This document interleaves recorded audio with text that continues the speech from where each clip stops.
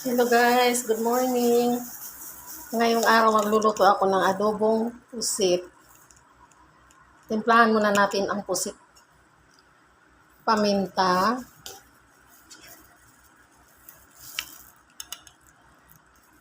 sugar, then toyo. Tansya-tansya lang ang toyo.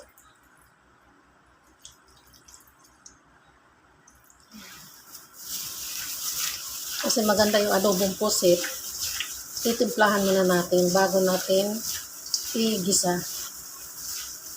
Ayan siya guys.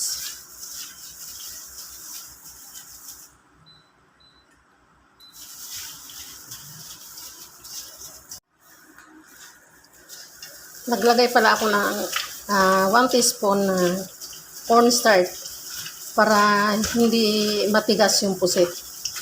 Yan, lalamasin natin. Ang pusit, ang resulta ay malambot siya. Basta may cornstarch. Yan. Mag-isa na tayo.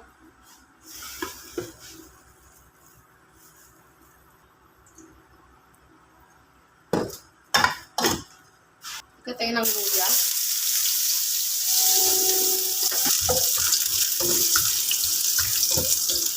So, brownan muna natin ng luya. Mas maganda pag na-brown. Kasi mabango. Sunod natin ang sibuyas.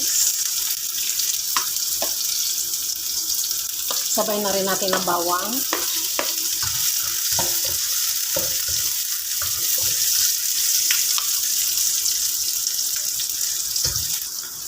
Lagay natin ang kamatis.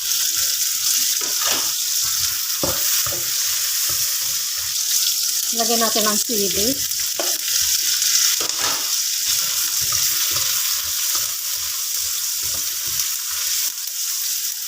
Lalagyan natin ang pusit.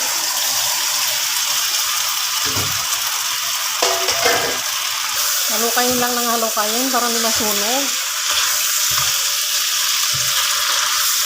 Kasi madali masunog to.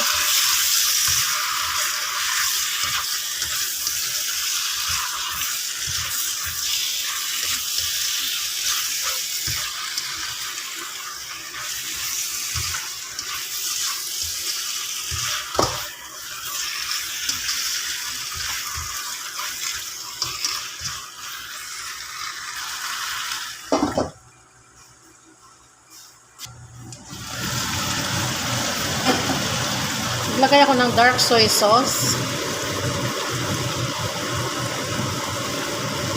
Yan, ganyan karami.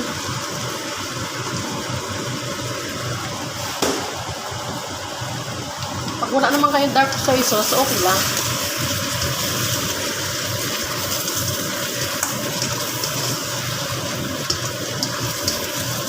Madali lang maluto yung pusit kasi hindi pwede i-overcook ang pusit para hindi siya titigas. Ganun na lang gagawin nyo. Pag magluto kayo ng pusit, maglagay kayo ng konting cornstarch pag mamarinate nyo sa toyo. 1 teaspoon lang, huwag marami. Para malambot yung pusit. Try ninyo malambot. Kasi nasubukan ko na yan.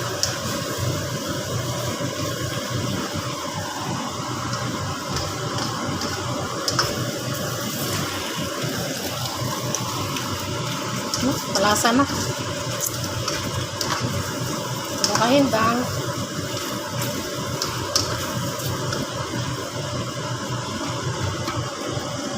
Actually, luto na yan siya guys. So, madali lang kasi maluto yung pusit. Hindi siya pwede i-overcook.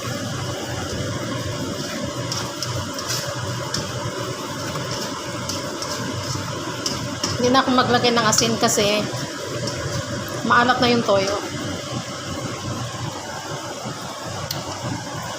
Leeks. Pero optional lang po. Gusto ko lang maglagay. Para mabango.